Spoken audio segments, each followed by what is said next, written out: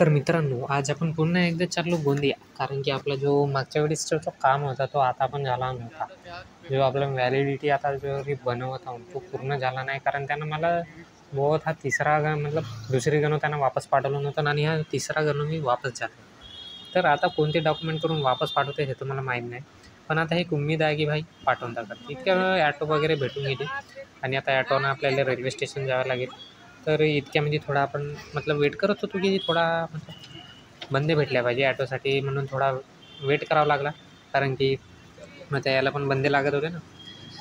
तर बहुत सारा वेट करल्याच्या बाद फायनली यार ॲटो निघून निघली म्हणजे मी बसून निघालो तसा काही मॅटर नाही. तर ॲटोमध्ये आपला मतलब 10 किलोमीटर तर इथूनच दूर होता. तर तो 10 किलोमीटर कव्हर करून मी रेल्वे स्टेशन वगैरे पोहोचलो.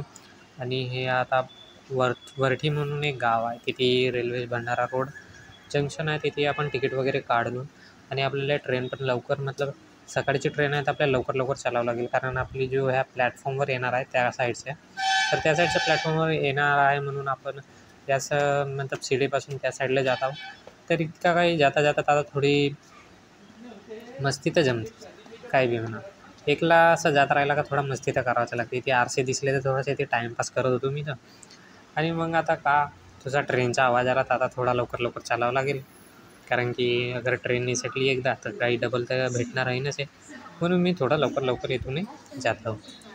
तर काही वेळातच आता ट्रेनमध्ये तर येत आहे.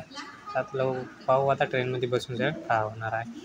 तर थोड्या वेळच्या बाद इतक्या वेळ टाईमपास करून देते रेल्वेवर मला ट्रेन भेटली आणि सीट पण चांगलीवाली मिळून गेली.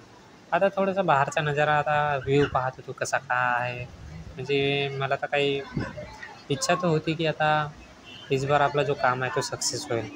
पण आता तिथे गेल्याच्या बादच माहीत होणार आहे की आपलं सक्सेस होते का नाही. 3 hours later. तर फायनली इतका 3 घंट्याचा लंबा सफर तय करून बाद आपण फायनली पोहोचलो गोंदिया रेल्वे स्टेशन.